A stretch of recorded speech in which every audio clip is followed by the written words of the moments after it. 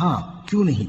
جو برے کام کرے اور اس کے گناہ ہر طرف سے اس کو گھیر لیں تو ایسے لوگ دوزخ میں جانے والے ہیں اور وہ ہمیشہ اس میں جلتے رہیں گے، اور جو ایمان لائیں اور نیک کام کریں وہ جنت کے مالک ہوں گے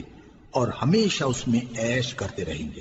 اور جب ہم نے بنی اسرائیل سے عہد لیا کہ اللہ کے سوا کسی کی عبادت نہ کرنا اور ماں باپ اور رشتہ داروں اور یتیموں اور محتاجوں کے ساتھ بھلائی کرتے رہنا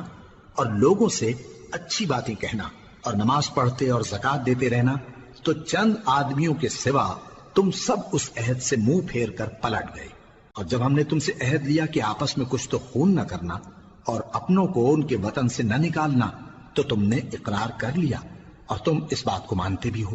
پھر تم وہی ہو کہ اپنوں کو قتل بھی کر دیتے ہو اور اپنے میں سے بعض لوگوں پر گناہ اور ظلم سے چڑھائی کر کے انہیں وطن سے نکال بھی دیتے ہو، اور اگر وہ تمہارے پاس قید ہو کر آئیں تو بدلہ دے کر ان کو چھڑا بھی لیتے ہو، حالانکہ ان کا نکال دینا ہی تم پر حرام تھا۔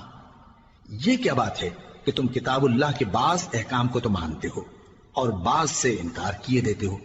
تو جو تم میں سے ایسی حرکت کریں ان کی سزا اس کے سوا اور کیا ہو سکتی ہے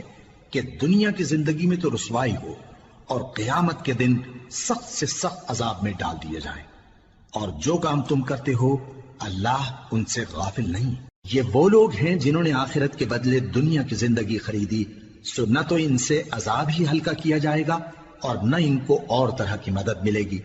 اور ہم نے موسیٰ کو کتاب عنایت کی اور ان کے پیچھے یکے بعد دیگرے پیغمبر بھیجتے رہے، اور عیسیٰ ابن مریم کو کھلے نشانات بخشے اور روح القدس یعنی جبرائیل سے ان کو مدد دی۔ تو کیا ایسا ہے کہ جب کوئی پیغمبر تمہارے پاس ایسی باتیں لے کر آئے جن کو تمہارا جی نہیں چاہتا تھا تو تم سرکش ہو جاتے رہے اور ایک گروہ انبیاء کو تو جھٹلاتے رہے اور ایک گروہ کو قتل کرتے رہے،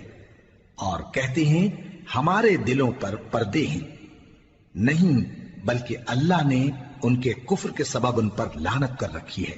بس یہ تھوڑے ہی پر ایمان لاتے ہیں۔ اور جب اللہ کے ہاں سے ان کے پاس کتاب آئی جو ان کی آسمانی کتاب کی بھی تصدیق کرتی ہے، اور وہ پہلے ہمیشہ کافروں پر فتح مانگا کرتے تھے، پھر جس چیز کو وہ خوب پہچانتے تھے جب ان کے پاس آ پہنچی تو اس سے منکر ہو گئے،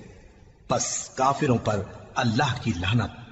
جس چیز کے بدلے انہوں نے اپنے تئیں بیچ ڈالا وہ بہت بری ہے،